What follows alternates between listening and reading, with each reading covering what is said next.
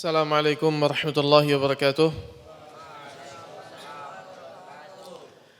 Innal hamdalillah nahmaduhu wa nasta'inuhu wa nastaghfiruh wa na'udzu billahi min shururi anfusina wa sayyiati a'malina may yahdihillahu fala mudilla lahu wa may yudlilhu fala hadiya lahu.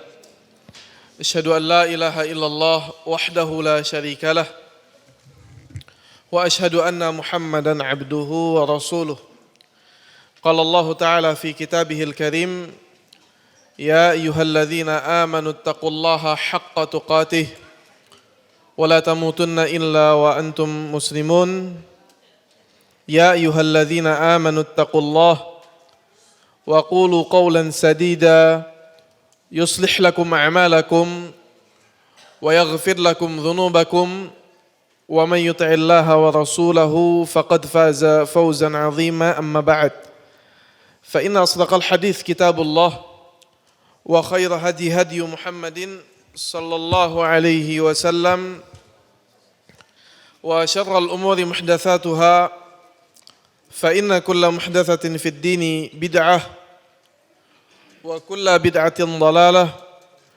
وكل ضلالة في النار أما بعد. Para jamaah yang dirahmati oleh Allah Subhanahu wa taala, para ikhwan dan akhwat yang semoga Allah Subhanahu wa taala merahmati kita semua. Bagaimana kabarnya? Sehat semua ya? Hayakumullah, insyaallah tabarakallah. Tentu saya sangat berbahagia di malam hari ini kita sama-sama bisa bertemu di rumah Allah Subhanahu wa taala ini, yang mana kita dalam rangka beribadah kepada Allah Subhanahu wa taala, itu melaksanakan ibadah sama-sama mengkaji ayat-ayat Allah dan ahadits Rasulullah sallallahu alaihi wasallam. Terutama Bapak-bapak dan Ibu-ibu, terutama kita sekarang dalam momen 10 hari pertama dari bulan apa? Dzulhijjah. Jadi momen ini saya berbahagia, ditambah tepatnya di waktu ini, kita di dalam 10 hari pertama dari bulan Dzulhijjah, bertambah kebahagiaan kita sebagai seorang muslim, karena Rasulullah sallallahu alaihi wasallam mengabarkan dalam hadis yang sahih yang diriwayatkan oleh Imam Bukhari dari Abdullah bin Abbas radhiyallahu taala anhu, "Ma min ayyamin al-'amalu salih fihinna habbu ilallahi min hadhil ayyam al-'ashr." Subhanallah. Rasulullah sallallahu alaihi wasallam bersabda, "Ma min ayyamin," tidak ada hari, ini hari-hari berlewat setiap hari ini. "Ma min ayyamin al-'amalu salih," amalan salih di dalamnya fihinna ahabbu ilallah, lebih Allah cintai min hadhil ayyam al-'ashr, dari 10 hari ini. Itu hari apa? 10 hari pertama bulan Dzulhijjah. Ini kabar yang sahih dari Rasulullah SAW. Para sahabat saat itu yang ada hadir di sekitar Rasulullah, ketika Rasulullah SAW kabarkan kabar ini, dan Rasulullah SAW ma yantiqu 'anil hawa in huwa illa wahyun yuha. Rasulullah SAW ini tidak berbicara dengan hawa nafsu. Ini penting nih, Rasulullah SAW tidak bicara dengan hawa nafsu. Satu hari, kita keluar sedikit sebelum kita lanjutkan hadis ini. Salah seorang sahabat Nabi, kalau tidak salah Abdullah ibn Amr bin As, salah satu sahabat Nabi, sahabat kecil yang banyak meriwayatkan hadis dari Rasulullah SAW. Kenapa? Kata Abu Hurairah, sungguhnya Ibn Amr ibn As, dia dahulu menulis, aku tidak menulis. Jadi tulis sama dia. Ketika dia menulis, sahabat-sahabat yang lain mengatakan, "Wahai Abdullah, jangan tulis semua pembicaraan Nabi. Karena Nabi mungkin berbicara kadang-kadang lagi senang, mungkin kadang-kadang berbicara lagi menegur, lagi marah dan lain sebagainya." Maka ketika Rasulullah SAW mendengar ini, kata Rasulullah SAW, "Tulis seluruh yang aku katakan, sesungguhnya tidak ada yang keluar dari lisanku kecuali hak." Subhanallah. Ini wa ma yantiqu 'anil hawa. Kalau katakan Rasulullah SAW tidak berbicara dengan apa? Hawa nafsu. Kalau salah, dibenarkan oleh Allah Subhanahu Wa Taala. Ketika cara yang ingin ditempuh Rasulullah SAW, ijtihad Rasulullah SAW salah, Allah turunkan surat Abasa wa Tawalla. Ditegur oleh Allah Subhanahu Wa Taala, diperbaiki oleh Allah Subhanahu Wa Taala. Addabani ya Rabbi fa ahsana ta'dibi. Yang mengajar Nabi SAW langsung Rabbul Alamin. Maka kembali kepada hadisnya, ketika Rasulullah SAW mengatakan ini, para sahabat subhanallah bertanya, qalu ya Rasulullah, wahai Rasulullah, walal jihadu fi sabilillah, tidak ada amalan yang disukai, lebih disukai daripada hari-hari ini, walaupun amalan itu jihad fi sabilillah. Gimana kalau amalan itu amalan besar, wahai Rasulullah? Amalan jihad, kita berjihad mungkin bukan di 10 hari ini. Apakah tidak lebih Allah sukai dari amalan yang diamalkan 10 hari ini? Maka Rasulullah SAW menjawab, walal jihad fi sabilillah. Walaupun itu jihad fi sabilillah. Illa, kecuali satu keadaan. Illa, kecuali rajulun, seseorang, kharaja fi binafsihi wa malih, yang dia keluar dengan jiwanya dan hartanya, walam yarji' bidzalika min syai'. Wala jiwanya wala hartanya pulang. Satu keadaan ini yang menandingi kecintaan Allah di amalan di 10 hari yang ada di bulan Dzulhijjah ini. Ya, luar biasa. Jadi kenapa kita senang tadi? Subhanallah. Nuntut ilmunya kita sekarang lebih Allah cintai daripada yang kemarin-kemarin. Kenapa? Karena ada di 10 hari pertama di bulan Dzulhijjah. Sampai-sampai para ulama berbeda pendapat. Mana yang lebih afdal? Apakah 10 hari di bulan Dzulhijjah? Dan Ibnu Utsaimin rahimahullah mengatakan apa? Wasahih anna 10 awail min Dzulhijjah afdal. Ibnu Utsaimin mengatakan 10 hari dari bulan Dzulhijjah lebih utama. Sebagian bingung, mana yang lebih utama? 10 hari terakhir bulan Ramadan yang di dalamnya diturunkan Al-Quran, di dalamnya ada malam Lailatul Qadar, ataukah 10 hari pertama di bulan Dzulhijjah? Karena hadisnya sahih.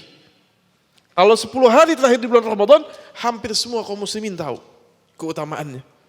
Semuanya bergadang di tengah malam, beriktikaf, beribadah kepada Allah Subhanahu wa taala, menambah kegiatannya karena keutamaan yang luar biasa. Ibn Qayyim rahimahullahu taala punya penjelasan yang luar biasa tentang ini. Ia katakan adapun malam-malamnya maka 10 hari terakhir bulan Ramadan malamnya lebih afdal. Karena konteks Rasulullah SAW menghidupkan malam. Lihat. Malam Lailatul Qadar. Rasulullah SAW beriktikaf, ahya lailahu, menghidupkan malamnya. Adapun hari-harinya kata Ibn Qayyim rahimahullah, maka lebih afdal 10 hari pertama dari bulan Dzulhijjah. Di antaranya kata para ulama, kenapa lebih afdal? Di antaranya kata para ulama, hikmahnya di antaranya karena di 10 hari ini Allah Subhanahu wa taala diibadahi dengan seluruh macam rukun ibadah yang tidak mungkin di luar 10 hari ini. Kalau sholat, setiap hari ada sholat. Di bulan Ramadan, di luar bulan Ramadan ada sholat. Zakat, ada yang berzakat, bisa berzakat selain di 10 hari ini, selain di bulan Ramadan, bisa berzakat. Bisa bersedekah. Puasa yang wajib di bulan Ramadan, ada puasa sunnah selain bulan Ramadan.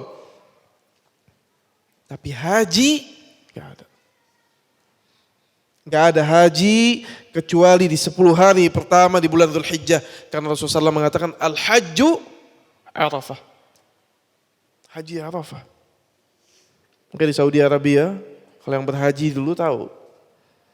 Ketika sebelum tanggal 9, pemeriksaannya luar biasa ketat. Begitu selesai tanggal 9, agak kendor pemeriksaannya. Kenapa? Karena sudah selesai. Orang yang masuk, selain dari orang yang telah wukuf di Arafah di tanggal 9 selesai, tidak akan dapat haji. Karena hajju Arafah. Subhanallah. Maka kata para ulama, di 10 hari ini Allah subhanahu wa ta'ala diibadahi di muka bumi dengan berbagai macam ibadah. Ada yang puasa, ada yang sholat, ada yang sedekah, ada yang zakat, ada yang berhaji, ada yang umrah, ada yang tawaf, ada yang sa'i, ada yang wukuf di Arafah. Subhanallah. Ada yang berkurban. Semua manusia beribadah kepada Allah dengan berbagai macam apa? Rukun ibadah besar yang Allah subhanahu wa ta'ala syariatkan kepada kita. Maka para ikhwan dan akhwat rahimani rahimakumullah, bahagia kita subhanallah mendengar kabar ini, dan inilah nikmatnya seseorang yang menuntut ilmu. Dia tahu. Orang yang menuntut ilmu, dia tahu keutamaan waktu. Orang yang tidak menuntut ilmu enggak tahu. Hari itu bagaikan biasa bagi dia. Orang yang menuntut ilmu, dia tahu berharganya sebuah waktu. Orang yang menuntut ilmu, dia bisa beramal dan mendapatkan pahala amalan yang besar karena dia tahu momen-momen yang Allah subhanahu wa ta'ala apa? Cintai. Para ikhwan dan akhwat rahimani rahimakumullah, kemudian di pertemuan yang lalu ketika saya membahas pembahasan tematik, saya bilang salah satunya menuntut ilmu itu harus apa? Dari dasar, terstruktur. Sayang apabila kita sudah alhamdulillah giat menuntut ilmu, namun tidak ada arah. Berapa lama kajian? Sudah 5-6 tahun. Ya subhanallah, pelajaran dasar dia gak paham. Tafsir Al-Fatihah gak tahu. 17 kali baca surat Al-Fatihah tapi gak tahu. Gak pernah terdorong hatinya faham tafsir Al-Fatihah. Kalau baca, hafal. Tanya, pernah gak baca tafsir Al-Fatihah dari awal sampai akhir? Gak pernah. Padahal umurnya udah 20, 30, 40, 50 tahun. Kenapa? Apakah dia bukan muslimin? Namun itu bedanya.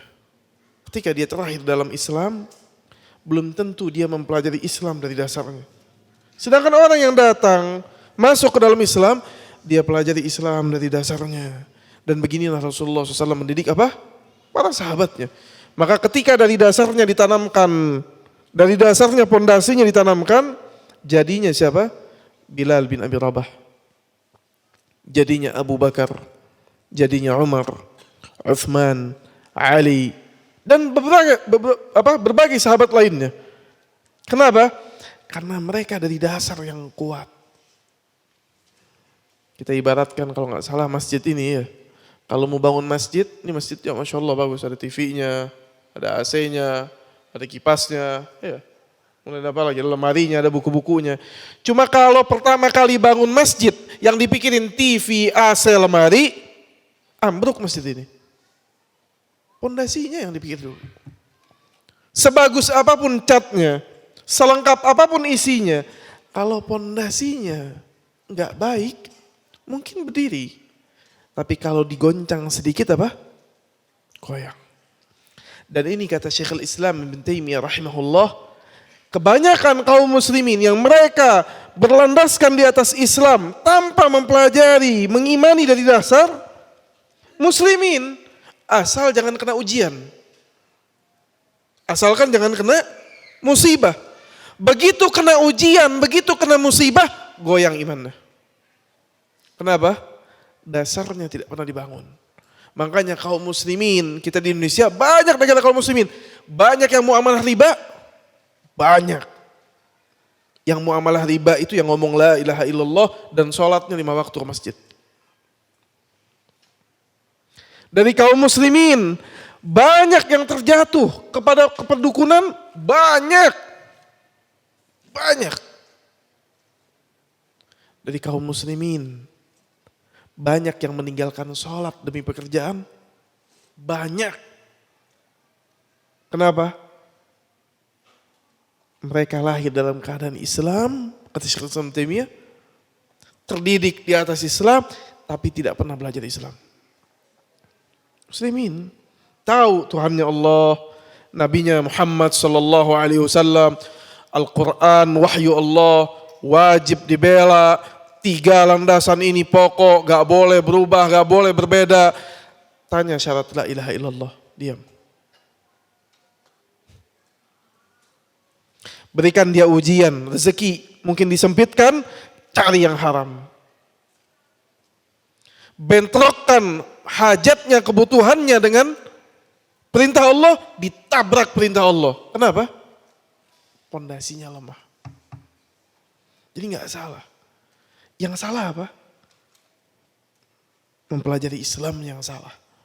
Ngaji. Ngaji tahunan datang ngaji. Alhamdulillah. Illa man rahimah rabbuh, kata Syekh Islam Taimiyah. Sedikit dari mereka yang ketika dapat ujian bisa istiqamah. Bisa tetap. Sedikit dari mereka. Kenapa? Karena mereka tidak belajar dari dasar. Beda keyakinan mereka, keteguhannya mereka. Nabi Musa ketika kali pertama diutus oleh Allah dalam Al-Quran, saya persis ayatnya lupa. Intinya apa? Nabi Musa minta apa? Dikuatkan kepada Allah Subhanahu wa taala. Gentar ketika disuruh datang ke Firaun, minta dikuatkan, minta ayat. Dikuatkan oleh Allah Subhanahu wa taala, diberikan ayat. Diperlihatkan oleh Allah Subhanahu wa taala ayat, tanda-tanda kekuasaan Allah yang besar. Diberikan mukjizat, didampingi oleh Nabi Harun. Jadikan Harun waziran li. Jadi pendampingnya Nabi Musa. Harun akhi, ushdud bihi azri. Yang dia apa? Membantu dakwahnya Nabi Musa. Saat itu diuji Nabi Musa. Terus perlahan Allah berikan tanda kekuasaan. Dakwahi Fir'aun terus. Tujuannya apa? Perlahan Allah berikan keimanan di hatinya Nabi Musa. Bukankah beriman. Tapi terus butuh waktu sampai hasilnya nanti Nabi Musa ketika bawa Bani Israel keluar, di depannya ada laut. Diperintahkan keluar. Ketika di depannya laut, di belakangnya Fir'aun kejar dia. Nabi Musa saat itu nggak tahu kalau lautnya akan terbelah, nggak ada yang tahu. Bani Israel merongrong dari belakang, mencaci Nabi Musa. Ini gara-gara Musa, kita keluar diudak oleh Firaun, pasti mati kita, kata Bani Israel. Apa kata Nabi Musa? Dalam keadaan gak tahu, karena dididik oleh Allah Subhanahu wa taala. Jadi dasarnya sampai kepada puncak bisa mengucapkan kalimat kalla, enggak sekali-sekali. Gak bakal kena. Inna ma'iya rabbi sayahdin. Sesungguhnya denganku Tuhanku pasti ngasih jalan, pasti ngasih petunjuk. Barulah Allah suruh pukulkan tongkatnya ke laut, terbelah. Dalam Al-Quran bukan satu jalan, itu dalam Taurat. Dalam Al-Quran 12 jalan terbelahnya. 12 jalan dan masing-masing Bani Israel jalan di jalan tersebut. Jadi bukan tongkat Nabi Musa sekarang mau diketok-ketok laut berkali-kali pun gak akan terbelah. Nah, yang membelah Allah. Mukjizatnya datangnya dari Allah. Tapi lihat dari hati yang yakin. Dan ini apa? Perlu dididik keimanan. Perlu faham, perlu belajar. Maka kita jelaskan harusnya ada belajar terstruktur. Dan alhamdulillah kalau Allah mudahkan kita memiliki kajian. Kalau berlanjut insya Allah berlanjut setiap bulannya kita akan membahas akidah. Kenapa akidah? Lihat. Di awal saja ya. Ketika seorang masuk Islam,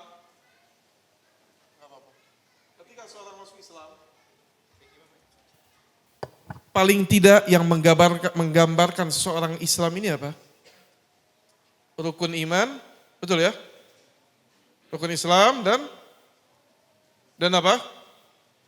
Rukun iman. Saya katakan, para ulama mengatakan kalau seseorang mau belajar Islam atau kalau ada sebuah kajian di masjid atau sebuah sekolah, paling tidak ada 4 dasar ilmu kata para ulama dipelajari. Pertama apa? Tafsir. Kemudian apa? Aqidah. Kemudian apa? Fikih. Kemudian apa? Hadis. Kalau bisa ada sirah dan lain sebagainya luar biasa, tapi terwakili paling tidak di sini. Ya. Tafsir dan hadis adalah sumber dari akidah dan fikih. tafsir dan hadis, itulah sumber dari akidah dan fikih. Yang kita pelajari sekarang apa? Akidah. Yang di dalam akidah ini termasuk rukun Islam. Namun Rasulullah SAW ketika menggambarkan Islam dengan indah. Islam digambarkan dengan amalan zahir, terlihat, fikih ibadah, iya. Mulai dari syahadat Allah ilaha illallah wa anna Muhammad Rasulullah wa iqamis salah, dirikan salat. Seperti apa salat dibahas oleh para ulama, salat 5 waktu, waktu-waktunya ini, tata caranya segala rupa. Dibahas sebelum salat ada bab wudu. Kenapa harus bersuci? Kalau enggak sah salatnya. Iya. Habis salat apa? Enggak hafal nih rukun Islam. Apa? Jamaah semuanya? Zakat. Taib. Dibahas tentang zakat, fikih zakat. Kemudian habis zakat apa? Puasa. Habis puasa apa? Haji. Makanya pembahasan fikih ibadah sesuai rukun Islam. Mulai dari kitab taharah. Kemudian apa? Salat, zakat, puasa apa? Haji dan umrah. Hampir semua mazhab, hampir semua ulama. Ketika mereka menjelaskan fikih ibadah, mereka memulai dari apa? Tuntunan rukun Islam dan iman. Yang terangkum dalam hadis Ibnu Umar. Buniyal Islamu ala khams. Yang kedua apa? Ketika Rasulullah SAW datangi oleh Jibril, ditanya tentang iman. Rasulullah SAW menggambarkan dengan amal dan keyakinan batin. Apa itu rukun iman? Iman billah, kepada Allah. Kemudian malaikatihi. Kemudian kutubihi, kitab-kitabnya. Kemudian rasulihi. Kemudian yaumil akhir. Kemudian qadar khairihi wa syarrihi. Ini pembahasan mula para ulama ketika membahas akidah. Urutannya seperti ini. Ketika para ulama mereka membahas tentang Islam, ini yang mereka bahas. Dasarnya ini. Kemudian dibahas satu persatu. Setiap poin memiliki penjelasan.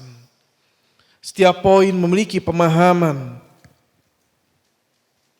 Dan ini terstruktur.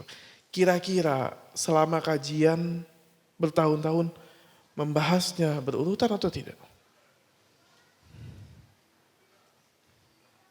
Itu masalah. Rasulullah SAW menerangkannya berurutan. Dalam hadis Ibnu Umar buniyal Islam ala khams. Kemudian apa lagi? Datang Jibril. Tentang apa? Nanya tentang apa? Islam. Apa kata Rasulullah? Tashhadu an la ilaha illallah wa anna Muhammadar Rasulullah wa tuqimas salah wa tu'tiyaz zakah. Urutan. Sayangnya kita cuma hafal ringkasannya doang. Rukun Islamnya, poin-poin besarnya doang. Sama rukun imannya. Begitu ditanya, apa konsekuensi iman kepada Allah? Waduh, apa pernah belajar Ustaz? Apa konsekuensi beriman kepada kitab-kitab Allah? Waduh, gak tahu. Mana nama-nama malaikat yang Allah sebutkan dalam Al-Quran? Berapa jumlah malaikat Allah subhanahu wa ta'ala? Berapa jumlah Nabi Allah subhanahu wa ta'ala? Apa yang didakwahkan oleh Nabi? Apa tujuannya? Apa isinya Al-Quran? Apa tema-temanya Al-Quran? Aduh, sebentar Ustaz. Yang penting saya tahu rukun Islam, rukun iman. Ya Alhamdulillah. Itu syarat sah menjadi seorang Muslim. Berarti belum mendalam. Belum mendalam. Ini fungsinya kita apa? Belajar. Ikhwan dan akhwat rahimani rahimakumullah. Jadi saya butuh papan tulis biasanya di awal saja. Kedepannya kalau sediakan boleh, kalau enggak insya Allah sudah dari kitab. Kitab yang kita gunakan adalah kitab apa? Al-irsyad ila sahih al-i'tiqad. Dulu Rasulullah SAW, Ustaz, kok ribet banget mau belajar Islam? Kok diklasifikasi begitu? Dulu Nabi langsung ngajarin sahabat Al-Quran langsung diajarkan, gitu ya. Gak ada tuh disiplin akidah, gak ada fikih. Ada dulu kitab fikih? Gak ada. Iya, karena dulu yang ngajarkannya Nabi, saya bukan Nabi. Kekuatan pemahaman Nabi terhadap Al-Quran kuat. Dan dulu yang belajarnya siapa? Sahabat. Ketika generasi Islam bertambah, orang bertambah banyak, kekuatan orang yang mengajarnya tidak seperti Nabi. Pemahaman orang yang belajarnya tidak seperti sahabat, berbeda-beda. Maka ulama butuh mengklasifikasi. Karena gak bisa semua orang kalau mau belajar Al-Quran, ayo sini belajar. Langsung 30 juz, 23 tahun. Seperti diturunkan Al-Quran, sulit. Karena syariat ini udah sempurna. Dahulu Rasulullah SAW mengajarkan syariatnya belum sempurna. Butuh waktu dan itu Allah yang tentukan. 23 tahun sampai Al-Quran ini apa? Sempurna. Ketika sudah sempurna, al-yawma akmaltu lakum dinakum wa atmamtu alaikum ni'mati wa raditu lakumul Islam dina. Keluar para sahabat, generasi selanjutnya belajar Islam. Mereka mudahkan, orang pertama kali belajar akidah dulu pemahaman. Beriringan dengan belajar fikih, ibadahnya dia. Beriringan kalau dia sudah wajib muamalah, belajar muamalah. Makanya ketika Rasulullah SAW bersabda, talabul ilm faridatun ala kulli muslim, menuntut ilmu itu wajib bagi setiap muslim. Ilmu apa yang wajib? Ilmu apa? Ilmu apa? Taib, dari ilmu agama ilmu apa? Ada ilmu waris. Ilmu apa yang wajib? Taib, belajar akidah nggak perlu belajar fikih, nggak sholat nanti. Ilmu apa yang wajib? Kita suka dengar belajar agama hukumnya wajib setiap muslim dan muslim. Taib, ilmu apa? Apa dulu yang wajib pelajari? Taib, belajar akidah nggak belajar fikih, nggak sholat? Gak belajar baca Al-Quran, gak mau baca Quran. Kata para ulama, yang wajib dipelajari berbeda-beda setiap orang.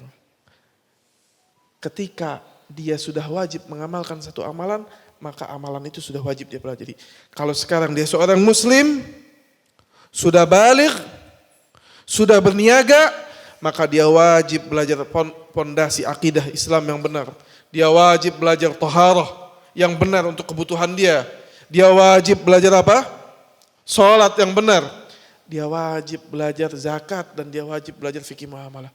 Tapi ini anak kecil masuk Islam. Wajib belajar zakat? Nah. Dia wajib belajar akidah yang benar. Dikit lagi baligh, datang kewajiban dia belajar taharah dan salat. Wajib belajar berniaga? Belum. Ketika sudah mau berniaga, baru saat itu wajib terhadap dirinya belajar bermuamalah berniaga. Begitu dia menikah, wajib memahami tentang fikih nikah. Begitu dia mau haji, wajib dia belajar tentang apa? Al-Hajj. Jadi sabda Rasulullah SAW ketika Rasulullah SAW mengatakan menuntut ilmu wajib bagi setiap muslim, yang mana yang wajib? Amalan yang sudah wajib dia kerjakan. Maka kita yang hadir di sini adalah anak, ada kita di umur 20, 30. Wah, kewajiban kita banyak bapak dan ibu. Wajib akidah, wajib fikih. Kemana selama ini nih? Wajib belajar muamalah, sudah dagang? Wajib belajar muamalah. Nggak ada, saya nggak perlu belajar muamalah, yang penting ustadznya saja belajar muamalah. Lah ini makan halal apa haram? Bagaimana dia tahu? Mana akad yang halal dan mana yang haram? Oh, itu kan fardu kifayah. Ya, fardu kifayah bagi orang lain, wajib bagi Anda. Bagaimana sudah besar, sudah ihtilam, tidak tahu cara fikih taharah bersuci, gak tahu. Dia tertinggal dari amalan-amalan dasar. Maka ini pentingnya. Dan kitab yang kita gunakan, karena kita tidak mampu membahas sekarang bersamaan semuanya, alhamdulillah ada kajian-kajian di masjid ini yang membagi pembahasan ini, kita akan membahas akidah. dengan kitabnya Syekh Shalih Al-Fauzan. Hafizahullahu hifzan tamman wa ra'ah. Beliau masih hidup, Syekh Shalih Al-Fauzan, salah satu mufti di kerajaan Saudi Arabia. Kenapa kitab beliau? Kitabnya meringkas rukun iman. Namun tidak terlalu panjang menjelaskannya, tidak juga terlalu pendek. Beliau berhenti di setiap poin. Poin. Pada ikhwan dan akhwat rahimani rahimakumullah, maka kita masuk ke dalam pembahasan pertama. Tentu ketika membahas ini, saya tidak akan membaca ini semua, namun saya akan berikan poin demi poin. Sempat diminta oleh panitia terjemahannya, saya carikan di Google terjemahannya, ternyata ada terjemahan dari Darul Haq kalau nggak salah. Saya nggak baca kitab terjemahannya, nggak tahu, karena saya baca kitab dalam bentuk bahasa Arabnya. Yang mau ambil terjemahannya bisa juga, atau download terjemahannya PDF pun bisa. Kalau yang bisa berbahasa Arab, ada anak-anak yang bisa berbahasa Arab, ini bisa download PDF-nya, gratis. Ada Waqfiyah, itu download PDF-nya, judulnya kitabnya Al-Irsyad ila Sahih Al-I'tiqad wa Raddu ala Ahli Syirki wal Ilhad. Al-Irsyad, petunjuk, ila Sahih Al-I'tiqad, kepada petunjuk atau keyakinan yang benar, wa Raddu, dan bantahan, ala Ahli Syirki wal Ilhad, kepada orang-orang yang berbuat syirik dan ilhad, enggan beriman kepada Allah Subhanahu wa taala. Para ikhwan dan akhwat rahimani rahimakumullah, maka poin pertama yang kita ingin bahas adalah akidah Islamiyah atau akidah yang benar dan kedudukannya di dalam hidup manusia. Para ikhwan dan akhwat rahimani rahimakumullah, kalau kita safar, kita mau jalan jauh, enaknya punya tujuan apa nggak punya tujuan? Tujuan. Biasanya kadang-kadang di keluarga tuh lagi kumpul di sore hari, libur, ayahnya libur, begitu ya. Anak-anaknya libur, anak-anaknya bosan, gitu. Ayo Pak, jalan kita keluar, kita jalan keluar. Kemana? Gak apa-apa ya, jalan dulu saja. Nanti gampang kita pikirkan sampai mana tujuan kita. Maka biasanya pertama kali jalan pakai kendaraan, pakai mobil, itu mutar-mutar gak jelas. Begitu ya. Lihat ke kanan, lihat ke kiri, gak ada arah. Waktu habis. Beda ketika sebelum jalan keluar rumah tahu tujuannya. Saya mau jalan, mau rekreasi ke tempat ini dan itu. Maka punya tujuan dan tahu tujuan ini penting dalam hidup. Orang bangun usaha, Anda bangun usaha, kalau nggak ada visi dan misinya, sekolah nggak ada visi dan misinya, pesantren nggak ada visi dan misinya, bingung, nggak ada arahnya. Mau kemana jalannya? Mau ngapain kumpul? Gak jelas, gak ada tujuannya. Dagang nggak tahu, kenapa dagangnya? Sudah dagang saja. Tidak punya visi, tidak punya misi, nggak punya tujuan. Maka biasanya hilang arah. Hidupnya terombang-ambing. Kayak orang yang keluar rumah nggak punya tujuan. Diajak duduk, diajak minum kopi. Pak mau kemana? Nggak tahu nih, nggak jelas. Oh sudah Pak, nongkrong aja sini Pak. Nongkrong, duduk. Iya. Oh Pak, ikut saya yuk jalan. Oh ikut orang jalan. Kenapa? Nggak punya kejelasan. Maka hidup seseorang ketika tidak punya kejelasan, gak punya akidah, gak punya keyakinan yang jelas, sama seperti orang tadi. Keluar rumah, bingung, ditarik ke kanan, belok ke kanan, ditarik ke kiri, belok ke kiri.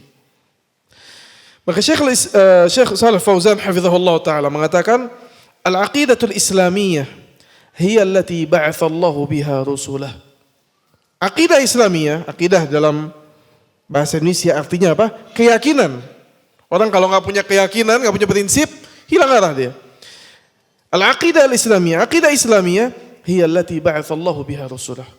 Yaitu aqidah, keyakinan, tujuan, pondasi yang Allah kirim pesan itu kepada rasul-rasulnya. Wa anzala bihi kutubah, yang Allah turunkan dengannya apa? Kitab-kitabnya, tujuannya menjelaskan ini. Wa aujabaha ala jami'i khalqih, Dan Allah wajibkan kepada seluruh makhluknya, wajib seperti ini keyakinannya. Kalau tidak, hilang arah mereka. Seperti yang Allah Subhanahu wa taala firmankan, "Wa ma khalaqtul jinna wal insa illa liya'budun." Ma uridu minhum min rizqin wa ma uridu ayyut'imun. Allah Subhanahu wa taala mengatakan, ini akidahnya kita. Ini tujuannya kita. Ini prinsipnya kita. Wa ma khalaqtul jinna wal insa, tidaklah aku ciptakan jin dan manusia illa liya'budun, kecuali buat beribadah. Ini tujuan. Jelas. Sejak awal bukan ragu-ragu. Orang yang masuk ke dalam Islam, mempelajari agama Islam, mempelajari ayat Allah, tujuannya jelas. Hidup kenapa? Ibadah. Allah katakan, ma uridu minhum min rizqin. Aku tidak mau dari mereka rezeki. Wa ma uridu ayyut'imun. Aku tidak mau mereka memberikan makan. Bukan. Itu penunjang. Orang bikin usaha. Tujuannya mau cari uang. Ada meja, ada bangkunya, ada laptopnya, ada printernya. Ini bukan tujuan, ini penunjang. Maka rezeki yang dia cari, makan yang dia makan, ini penunjang hidupnya. Dia menikah, ini penunjang hidupnya. Punya anak, penunjang hidupnya. Bertambah lengkap penunjang-penunjangnya. Kalau orang yang gak tahu arahnya, stres dia hidup. Ada orang yang Allah berikan anak, ada yang tidak Allah berikan anak. Ada yang Allah rezekikan nikah, ada yang mungkin gak nikah. Subhanallah, gak datang jodohnya. Belum datang jodohnya. Ada orang yang punya duit, ada yang gak punya duit. Kalau dia gak tahu tujuan hidupnya, stres. Padahal orang yang punya duit, gak punya duit, suruh ibadah. Orang yang punya anak, gak punya anak, disuruh ibadah. Orang yang punya istri, gak punya istri, disuruh ibadah. Ketika dia bisa melengkapi penunjangnya, dilengkapi, disuruh oleh Allah. Tapi ketika belum mampu, tetap tujuannya jelas, ibadah kepada Allah Subhanahu wa taala. Fakullur rasul, maka setiap rasul ja'u bid-da'wati ila hadhil aqidah. Semua rasul yang Allah kirimkan sejak Allah turunkan Nabi Adam, Allah ajarkan ke Nabi Adam sampai yang terakhir Nabi Muhammad sallallahu alaihi wasallam, semuanya mendakwahkan akidah ini. Pondasi dasarnya, tujuan hidupnya jelas. Wa kullul kitab al-ilahiyah nazalat libayaniha. Dan seluruh kitab-kitab yang Allah turunkan tujuannya menjelaskan ini. Supaya kita enggak bingung, enggak bimbang. Wa kullul mukallafin minal khalqi umiru biha. Dan semua yang diberikan taklufah, beban, kewajiban mengikuti syariat oleh Allah, diwajibkan mengikuti akidah ini. Wa inna ma kana hadha sya'nuhu wa ahammiyatuhu li jadiri bil inayah wal bahthi wat ta'arruf alaihi qabla kulli syai. Karena ini dasar yang paling inti. Sebelum melakukan yang lain-lain, ini dulu. Kalau dia enggak sadar tujuan hidupnya ibadah, rusak hidupnya. Rusak hidupnya. Enggak jelas. Subhanallah. Terombang-ambing kehidupannya. Silakan azan terlebih dahulu. Kita azan, kemudian tadi apa dari panitia? Sholat ya. Kita sholat terlebih dahulu, setelah sholat ada sholat sunnah, baru kita lanjutkan. Barakallahu fikum. Pertama saya minta maaf agak panjang sedikit, karena ini pertemuan pertama. Jadi saya teruskan setelah Isya. Kalau kita pertamanya sudah tahu dasarnya apa yang kita mau bahas, maka kelanjutannya akan nikmat. Akan mudah ya. Tapi kalau sejak pertamanya bingung, nggak tahu, nggak jelas arah pembahasannya kemana, maka biasanya setelahnya apa? Pun tidak jelas. Jadi tujuannya dijelaskan. Sampai di mana tadi kita sebelum sholat?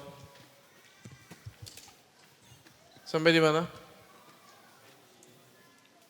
Ada yang bisa tahu? Kalau ada yang bisa tahu, anda mau kasih hadiah nih.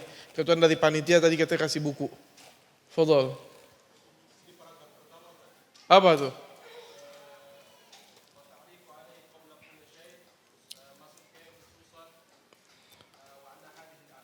tatawaqqafu 'alaiha sa'adah. Iya, Anda tahu kalau paragrafnya, tapi sampai mana penjelasannya tadi? Apa terakhir yang kita bicarakan? Hah? Akidah? Tentang akidah? Tentang sholat atau akidah? Oh, ini beda pendapat, ulama pada beda pendapat, khilaf. Insya Allah jumhur. Tentang apa ini? Mana yang benar? Kita bahas sholat atau akidah? Fadal. Ibadah, kenapa ibadah? Apa yang kita bahas tentang ibadah? Hah? Tujuan hidup adalah mumtaz. Tujuan hidup ibadah, betul Pak ya? Mumtaz, ini si bapaknya. Fadal Pak. Gimana nih baginya? Anak datang ke situ atau gimana? Sini. Fadal diambil Pak. Oh nggak apa-apa panitia boleh. Panitianya juga ikut ngaji. Kalau panitia nggak ikut ngaji kayak lilin. Bakar dirinya sendiri. Justru panitianya ngaji ini hebat berarti. Berarti bisa. Fadal. Assalamualaikum. Fadal Pak, dipilih yang mana? Yang mana Fadal? Itu ya. Jazakumullah khair sama-sama. Ini dari panitia Pak. Bukan dari saya. Jazakumullah khair. Kita jelaskan bahwasannya tujuan hidup apa? Ibadah. Jadi yang lainnya itu hanya apa? Pelengkap. Kalau orang tahu tujuan hidupnya jelas. Makanya setelahnya Syekh Shalih Fauzan mengatakan khususan wa anna hadhihi al-aqidah tatawaqqafu 'alaiha sa'adat al-bashariyah fi dunya wal akhirah. Secara khusus kalau orang sudah faham akidah ini tujuan hidupnya, maka ini bergantung kepada bahagia atau tidak bahagianya dia dalam kehidupan. Oh bisa. Apa hubungannya punya tujuan sama bahagia? Lihat. Saya ringkaskan sedikit.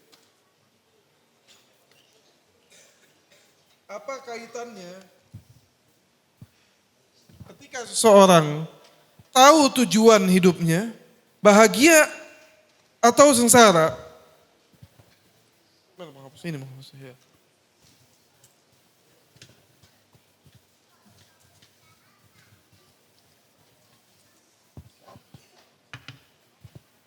Kehidupan.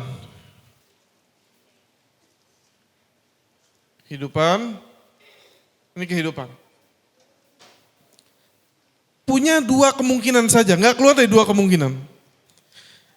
Yang pertama, tahu alasan kenapa dia hidup.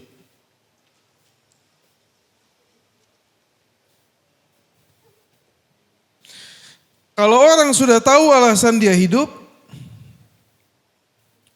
maka selama hidup dia berada di atas kejelasan. Jelas mau apa, jelas mau ngapain, jelas langkahnya. Kalau jelas, maka memiliki langkah apa yang mau dikerjakan. Atau target.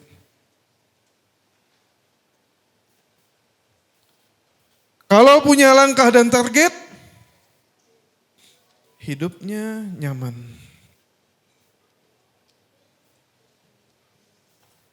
Iya. Orang kerja, kalau nggak jelas alasan kerjanya, nggak punya rencana kerjanya, langkahnya, nggak punya kejelasan, nggak punya langkahnya, nggak nyaman kerjanya. Orang dagang, mau ngapain dagang? Gak tahu Pak, mau ngapain dagang. Mau ke masjid, ditanya, mau ngapain ke masjid? Satu bilang, saya mau sholat isya. Yang satu bengong, sampai masjid bang, mau ngapain? Oh ngapain ya? Lupa saya. Mana yang hidupnya jelas, mana yang gak jelas? Ini jelas punya tujuan. Ngapain masuk Islam? Ngapain belajar agama Islam?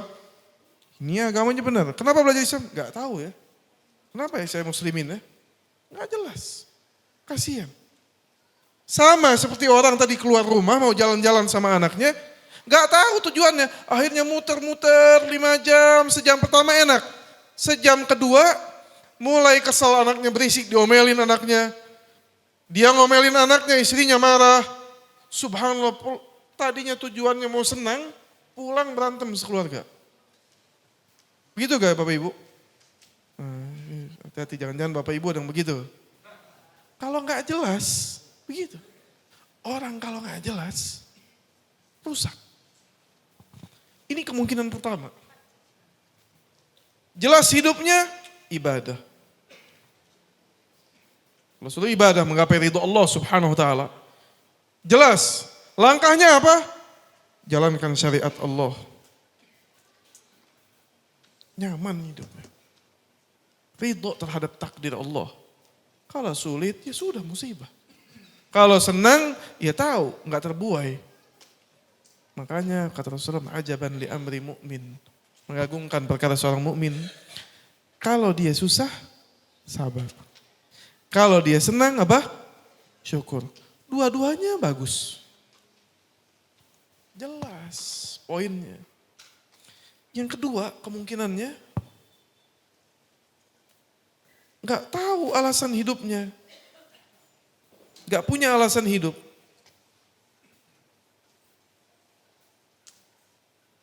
Alasan hidup.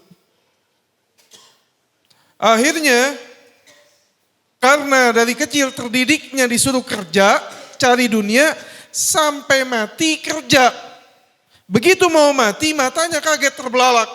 Kenapa? Yang dia bawa, dia cari setengah mati, nggak dibawa mati. Wala yanfa'uhu fid dunya wala akhirah.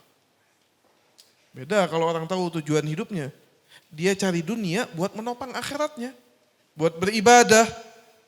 Gak apa-apa, Nabi Sulaiman kaya. Tapi ghaniyan syakura, bersyukur. Ini kalau kita tengok di sana, di barat sana. Orang yang gak punya agama jelas. Bingung. Tujuan hidupnya apa? Ada yang mengabdikan hidup seumur hidupnya di laboratorium. Ngapain? Sudah saya mau jadi peneliti saja seumur hidup. La sholat, wala ibadah, wala kenal Allah. Jadi tergantung hobinya. Saya suka apa, maka saya tujuan hidup saya itu. Kasihan, gak jelas. Kalau sukanya hura-hura, pesta, ya sudah tiap hari pesta. Dan orang ketika sudah sampai tujuan hidupnya, yang dia mau dia sudah dapat, bosan, bingung. Maka gak kaget kalau ada orang bunuh diri. Sudah kaya, dari kecil mau jadi kaya, dari kecil mau jadi terkenal. Sudah terkenal, sudah selesai, mau apa lagi? Bingung. Kerja, kenapa kerja? Karena susah dulu waktu kecilnya. Bapak ibunya ekonominya sulit. Subhanallah sekarang kaya raya. Luntang-lantung bingung. Ngapain lagi saya? Gak jelas. Kalau gak punya tujuan, gak jelas hidupnya. Bimbang hidupnya, auham. Makanya setelahnya Syekh Shalih Fauzan bilang apa? Auham, kalau antum baca ada PDF-nya, iya. Auham, hidupnya gak jelas. Kalau sudah gak jelas, gak tahu lagi langkahnya ngapain. Bengong. Makanya ada orang banyak, ngapain Pak? Nongkrong. Ya, iseng. Habisin waktu kosong. Kerja jadi PNS, begitu pensiun ngelamun, bingung. Orang subhanallah kalau tujuan hidupnya jelas, begitu pensiun senang. Wallah alhamdulillah pensiun. Tetap dapat gajinya, bisa ibadah. Alhamdulillah. Manfaat. Aktif, ibadah, lainnya. Sudah gak disibukkan lagi, kemarin disibukkan jadi uang. Alhamdulillah anaknya sudah berbesar, senang. Sebagian orang mau pensiun stres. Kenapa? Bingung mau ngapain. Tiap hari bangun, kerja. Begitu aktivitasnya hilang, bingung mau ngapain. Kenapa? Gak sadar. Padahal kerjanya dia penunjang hidup buat ibadah. Bukan dibilang gak kerja, kerja sana. Tapi kerjanya dia penunjang hidup ibadah. Makanya sahabat-sahabat, ketika mereka bekerja, wahasala ma yughni, dan dia sudah mendapatkan apa yang dia mencukupkan dirinya, alhamdulillah, dia bisa bantu orang, dia fokus lagi beribadah. Ketika dia bekerja lagi, dia rasa masih kurang karena dia ingin membantu orang, mungkin untuk dirinya cukup, tapi dia pengen orang yang bisa bersedekah. Di antaranya siapa? Sa'ad ibn Ubadah, kalau salah Sa'ad ibn Ubadah atau Sa'ad ibn Mu'adz. Sa'ad ibn Ubadah atau Sa'ad ibn Mu'adz ini salah satu pemuka Ansar, entah dari Khazraj atau Aus. Dia kalau doa sama Allah, ya Allah, Inilah asluhul faqr wala yasluhu liyal faqr. Ya Allah, aku ini gak cocok miskin, fakir, dan fakir gak cocok buat saya. Kenapa? Subhanallah, dalam riwayat, selama 10 tahun. 1 tahun berapa hari? 360. 3.600 hari. Tidak pernah 1 hari melewatkan setiap hari bawa hadiah ke rumah Nabi. Kenapa dia gak mau jadi fakir? Dia ra'isul qaum. Dia pemuka kaumnya. Kaumnya kalau sulit dia yang bantu. Susah, gak bisa makan sendiri Sa'ad bin Mu'adz atau Sa'ad bin Ubadah. Kalau makan harus dengan apa? Orang. Kenapa dia cari duit? Ini tujuannya. Menopang apa? Akhiratnya. Jadi kalau orang langkahnya jelas, tujuannya jelas, hatta cari duitnya jadi ibadah. Kadang orang salah memahami, oh gak boleh ini cari dunia terus. Siapa yang larang cari dunia? Gak ada. Cari konteks ayat Al-Quran yang melarang cari dunia gak ada. Konteks ayat dan Al-Quran menghina orang yang dia tergantung terhadap dunia. Kalau mencari dunia gak ada. Orang mencari dunia untuk ketaatan, untuk membantu kaum muslimin. Utsman bin Affan kaya raya, Abdurrahman bin Auf kaya raya. Silakan. Makanya kaidahnya kata para ulama, mencari dunia kapan dikatakan dia berlebihan dan lalai? Ketika yang dia cari melalaikan dia kepada akhirat. Kalau enggak melalaikan dia kepada akhirat, boleh. Jelas. Jadi 2 kemungkinannya nih, bapak-bapak, ibu-ibu dan semuanya. Kalau enggak tahu akidah yang benar, tujuan hidup yang benar, ya ini jadi sa'adah, senang, ya syaqawah, ya susah hidupnya. Mumet hidupnya. Cukup. Jazakumullah khair. Jadi itu ya dampaknya sampai ke sini Bapak Ibu. Ini dampaknya sampai ke sini. Orang kalau asasnya nggak benar, hidupnya mumet. Kalau orang dasarnya benar, lagi sulit pun berusaha untuk tenang. Karena nggak bilang nggak enak sulit. Nggak bilang enak sulit, nggak enak. Rasulullah anaknya meninggal, Ibrahim nangis. Sahabat bertanya, ya Rasulullah, kenapa nangis? Kan ini takdir Allah. Kata Rasulullah, salah. Bukan gak beriman dengan takdir. Tapi ini rahmat yang Allah kasih dari seorang bapak ke anaknya. Nangis, sedih. Kata Rasulullah, innal aina la tadma'. Sungguhnya mata ini menangis. Wa inna qalba la yahzan. Hati ini sedih. Bifiraqi kaya Ibrahim. Berpisah denganmu Ibrahim. Walakin ma naqulu illa ma yurdi Rabbuna.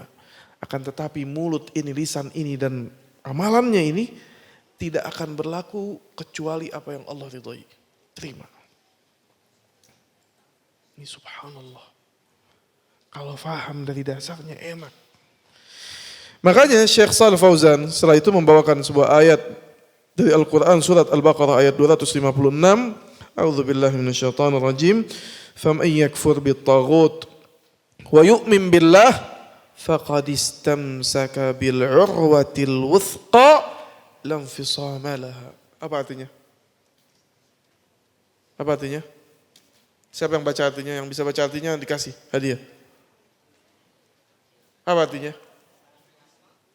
Ini bukan hafal doang.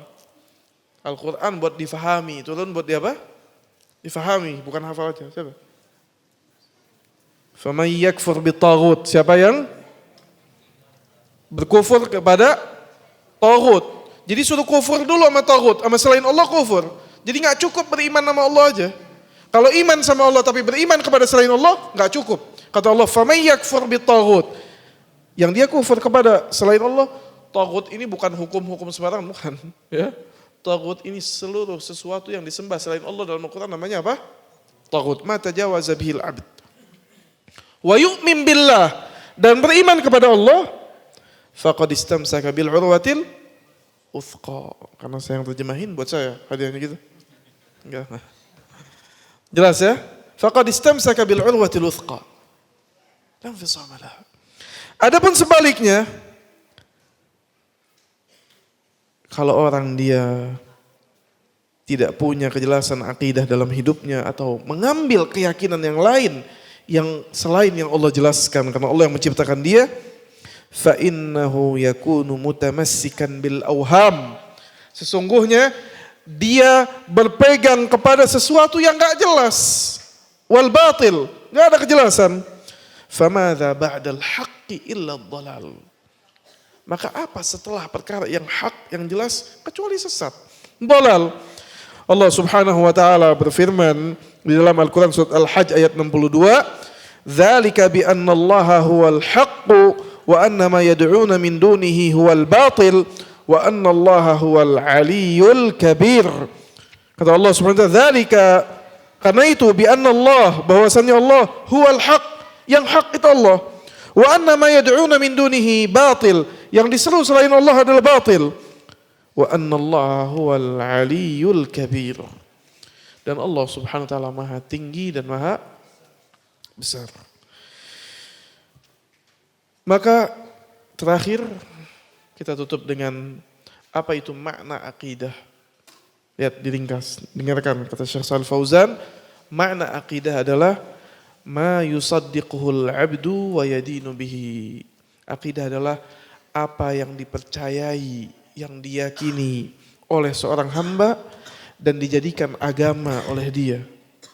Apa itu agama? Din dalam kata bahasa Arab artinya pembalasan. Maliki yaumiddin, raja hari pembalasan.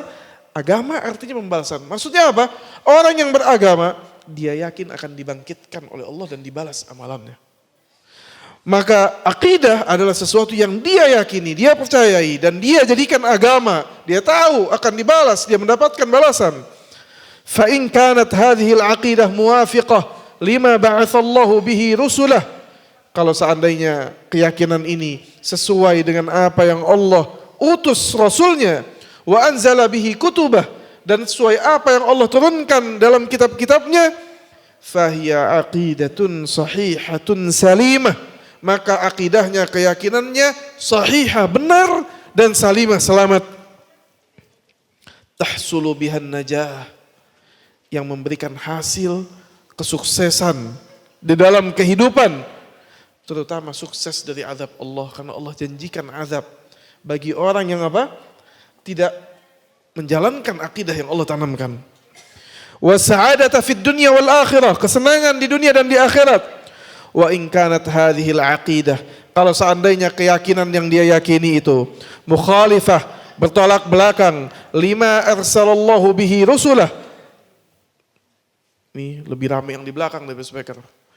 Apa? Maka kalau akidah keyakinannya tadi apa? Bertolak belakang dengan apa yang Allah kirimkan kepada Rasulnya. Wa anzala bihi kutubah, dan diturunkan di dalam kitab-kitabnya, fahiya aqidatun tujibu li ashabihal azab.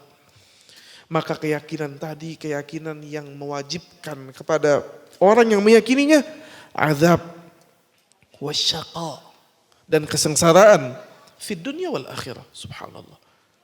Maka semua ketika Allah bangkitkan kelak, apa yang dia lakukan untuk selain Allah, maka semua yang dilakukan oleh dia merugikan dia.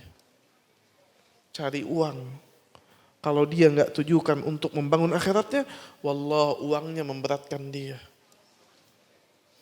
Tidak bergeser seorang hamba kakinya di hadapan Allah sampai ditanya dari mana hartanya, untuk apa dia belanjakan.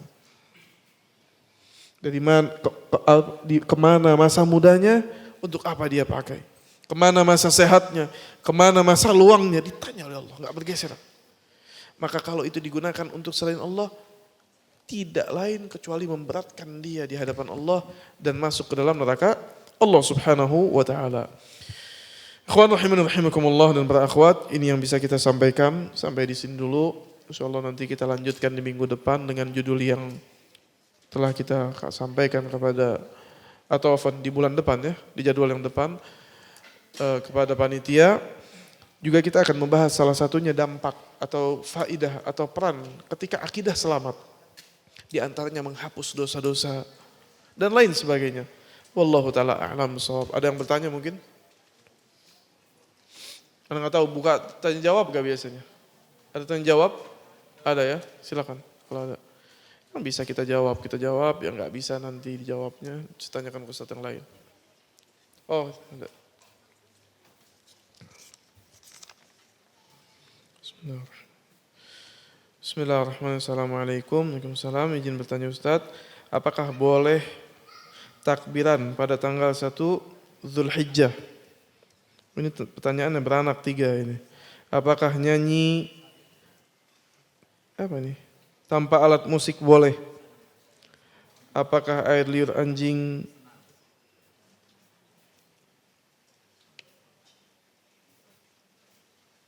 itu najis? Mohon penjelasannya. Syukran jazakumullah khairan katsira. Pertama, apakah boleh takbiran pada tanggal 1 Zulhijjah? Kalau yang dimaksud takbiran yaitu melafazkan lafaz takbir, di takbir ketika masuk satu atau Idul Fitri atau Idul Adha disyariatkan. Cuma saja ketika Idul Adha ada 2 takbir, ada takbir muqayyad dan takbir mutlak. Mutlak tidak terikat dengan waktu, ada yang muqayyad terikat dengan setelah sholat dan lain sebagainya. Ketika Zulhijjah dimulai takbir itu kapan? Kapan? Di malamnya ya. Malam dari Idul Adha. Jadi kapan? Kalau orang sedang wukuf di Arafah, begitu maghrib mulai? Takbir. Jelas ya? Begitu maghrib mulai takbir, berpindah hari. 10, 11, 12, 13 sampai akhir hari tasyrik disunnahkan seorang dia bertakbir dan bertakbir setelah sholat. Lafaznya ada lafaz yang ma'ruf dari Rasulullah SAW, ada lafaz yang ditambah oleh para sahabat, para ulama mengatakan boleh ditambah. Di antaranya Allahu Akbar, Allahu Akbar, Allahu Akbar, La ilaha illallah, Wallahu Akbar, Allahu Akbar walillahil hamd. Sebagian mengatakan lafaznya dalam riwayat 2 kali Allahu Akbarnya. Allahu Akbar, Allahu Akbar, La ilaha illallah, Wallahu Akbar, Allahu Akbar walillahil hamd. Sebagian dari para sahabat menambah Allahu Akbar kabira walhamdulillahi katsira wa subhanallahi bukratan wa asila. La ilaha illallah wallahu akbar walillahil hamd. Dan lain sebagainya. Jadi kalau kita mau mengikuti lafaznya yang seperti itu. Kemudian maka boleh jawabannya. Kemudian yang kedua, apakah nyanyi tanpa alat musik boleh? Nyanyi ini maksudnya apa? Nyanyi lagu. Kalau lagu ada alat musiknya nggak boleh. Yang dilarang dalam Islam itu bukan nyanyinya. Kalau nada-nada yang kita sebutkan, ibu lagi nidurin anaknya nyanyi Nina, Bobo dan lain sebagainya boleh. Yang nggak boleh alat musiknya, al-ma'azif. Yang tidak boleh alat musiknya. Namun ada beberapa yang dimainkan dari alat musik yang dibolehkan, di antaranya duf. Duf itu gendang yang nggak ada ujung, yang nggak ada ujungnya. Apa tuh, rebana ya? Apa namanya, rebana mungkin. Dibolehkan ketika ada nikahan, dimainkan sebentar. Kalau nyanyi yang dimaksud nyanyi syair dengan alhan boleh. Para ulama ketika berbait syair atau nazam, dahulu orang-orang para ulama kaum muslimin ketika merangkum matan-matan dari kitab-kitab Islam, mereka menazamkan, ada lahannya caranya. Dan itu dalam sastra bahasa, tidak dilarang. Namun kalau sekarang nyanyi isinya maksiat kepada Allah boleh? Ya sudah, nggak boleh. Begitu juga syair. Ketika bersyair isinya maksiat kepada Allah, ngomong cinta-cintaan, ngomong yang mengundang hawa nafsu, maka dilarang. Apalagi isinya mengundang kepada syirik dan lain sebagainya. Maka ini dilarang. Jadi kalau nyanyi boleh, nggak masalah. Anak-anak kecil, baru kecil di TK nyanyi, atau adab-adab Islam dirangkum dalam sebuah nyanyian untuk mereka hafalkan. Kan larangan. Jadi tidak ada larangan, yang nggak boleh adanya alat musiknya. Kemudian ana nggak paham ini pertanyaan yang ketiga, jujur lam yattadih li. Cuman ketika kita menjawab, maka saya jawab dengan yang saya pahami. Karena jawaban ini mesti paham dulu pertanyaannya. Kalau nggak paham kita bingung jawab. Mungkin ini tanya liur anjing itu apa? Ada bacaan nggak? Mau baca? Mungkin najis atau tidak? Iya. Liur anjing najis. Wulughul kalb itu dibahas oleh ulama dalam kitab fikih, dalam taharah. khususnya dalam bab aniyah. Kalau fikih Syafi'i itu ketika membahas bab taharah, ia membahas aniyah. Aniyah itu wadah-wadah. Wadah-wadahnya orang Yahudi dulu, Nasrani, bagaimana hukumnya kalau kita pakai wadah orang, kemudian bagaimana kalau dijilat oleh anjing dan lain sebagainya, maka apa?